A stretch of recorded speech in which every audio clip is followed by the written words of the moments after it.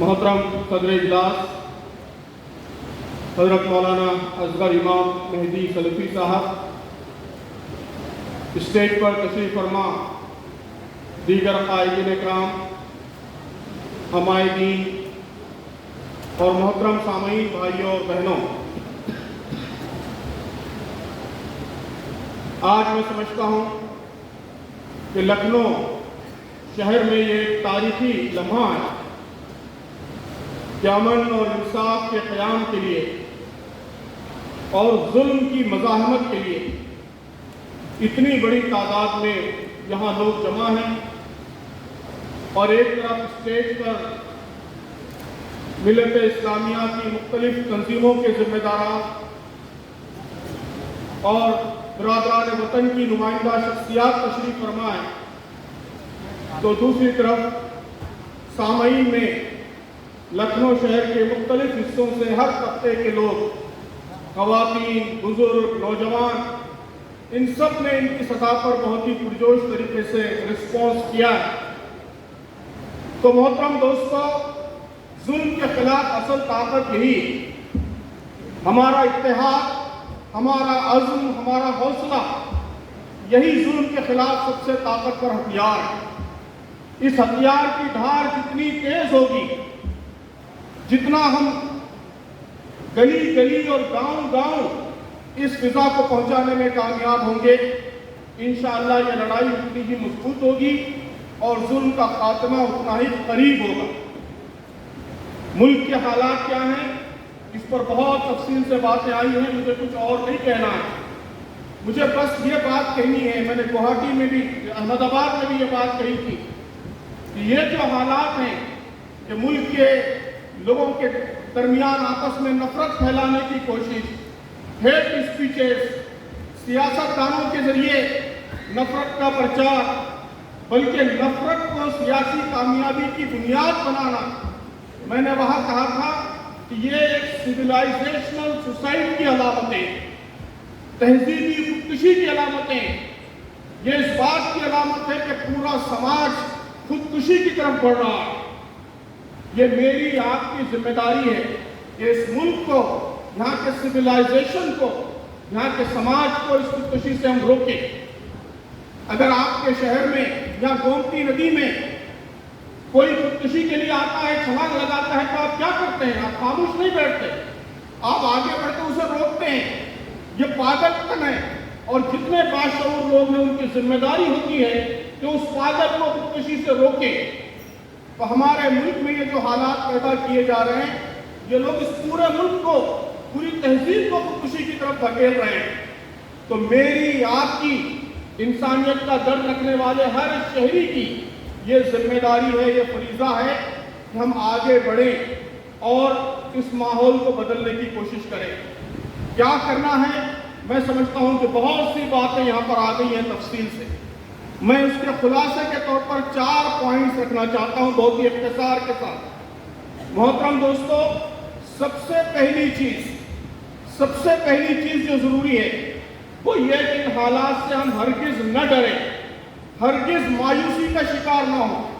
یقین مانیے، ایسے حالات میں اہل ایمان کے لیے، مسلمانوں کے لیے سب سے بڑا دشمن اگر کوئی ہو سکتا ہے تو وہ مایوسی ہے، وہ ڈر ہے، خوف ہے۔ قرآن مجید کہتا ہے کہ انما ذالکم الشیطان یخوف اولیاء، یہ شیطان ہے جو تمہیں اپنے دوستوں سے ڈراتا ہے۔ فلا تخافوہم وخافونی ان کنتم مؤمنین، ان سے مت ڈرو، مجھ سے ڈرو اگر تم مومن ہو۔ تو اہل ایمان دنیا کی کسی طاقت سے نہیں ڈرتا، وہ سخت سے سخت حالات میں بھی مایوس نہیں ہوتا، حوصلہ نہیں ہارتا۔ تو اپنے نوجوانوں کے اندر ہمت پیدا کیجئے، مایوسی ختم کیجئے۔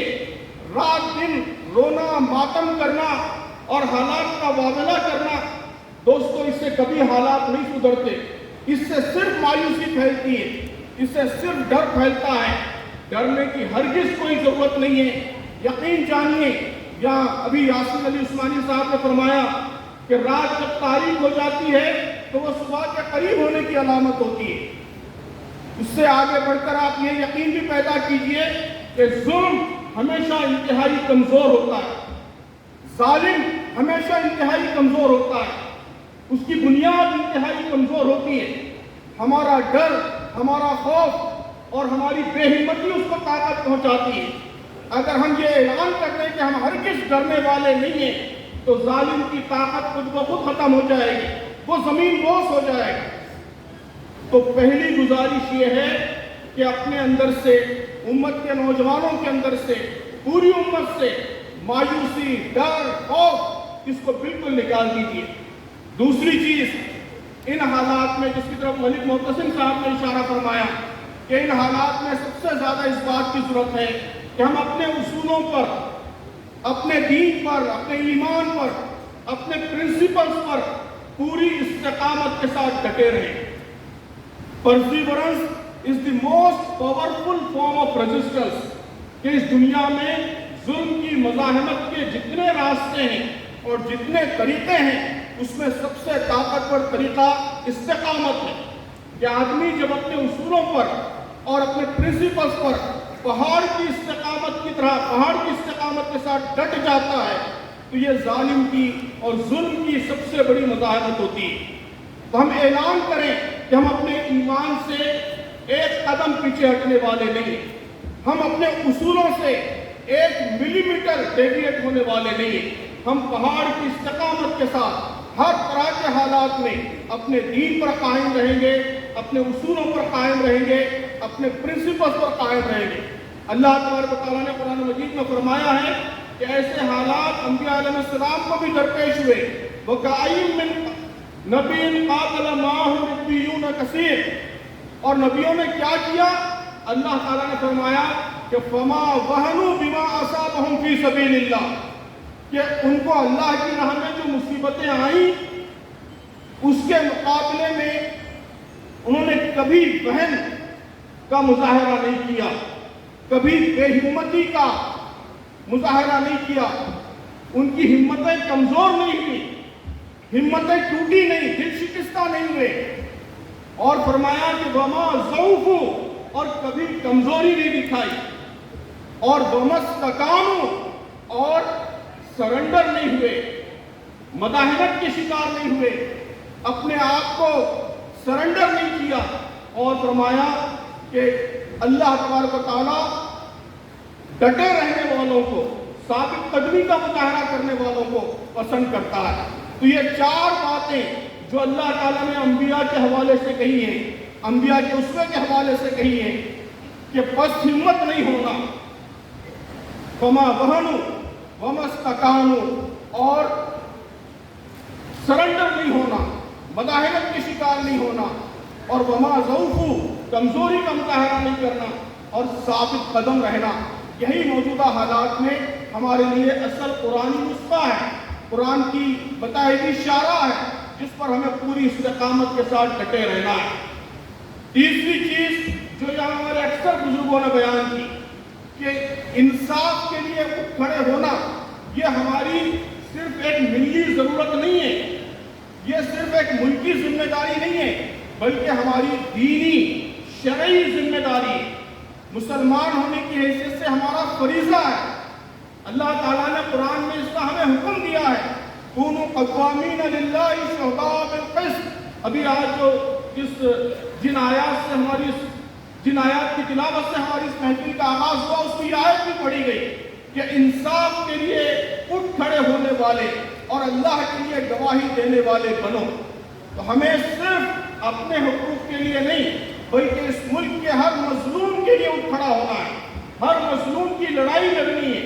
منی پور میں اگر کسی کے ساتھ ظلم ہوتا ہے تو اس پر بھی ہم آواز اٹھائیں گے، کسی دلت خاتون پر ظلم ہوتا ہے اس پر بھی ہم صدا بلند کریں گے، کسی آدیواسی کے ساتھ ناانصافی ہوتی ہے تو ہمارا یہ دینی فریضہ ہے، یہ ہمارا شرعی فریضہ ہے کہ ہم اس کی لڑائی لڑنے کے لیے آگے آئیں، اور کسی مسلمان پر ظلم ہوتا ہے تو ہم اس کو بھی اپنی لڑائی سمجھیں گے۔ اس جذبے کے ساتھ ہم آگے آئیں گے، اپنی شرعی ذمہ داری ادا کرنے کے لیے آگے آئیں گے، تو اسی کے نتیجے میں اللہ تعالیٰ کی مدد اور اللہ تعالیٰ کی نصرت ہمارے شامل حال ہوگی۔ چوتھی بات محترم بزرگوں اور دوستوں، یہ کام کرنے کے لیے ضروری ہے کہ ہم یہاں کے پیغام کو، یہاں کے میسیج کو گلی گلی گاؤں گاؤں پہنچائیں۔ یہ صرف ایک کانفرنس نہیں ہے، ایک مہم ہے، ایک ابھیان ہے، ایک کیمپین ہے، ایک آندولن ہے۔ اسے ایک آندولن بنائیے، یہاں سے اٹھ کر اس میسیج کو لکھنؤ کی ایک ایک کالونی تک لے کر جائیے، آپ رائے بریلی لے کر جائیے، آپ میرٹھ لے کر جائیے، الہ آباد لے کر جائیے، بنارس لے کر جائیے۔ کوشش کیجئے کہ یہاں جو فضا بنی ہے اتحاد کی، برادران وطن کے ساتھ اشتراک کی اور مل جل کر انصاف کے لیے لڑنے کی، وہ فضا اتر پردیش کے ہر شہر میں قائم ہو جائے۔ یہ کام آپ کو کرنا ہے۔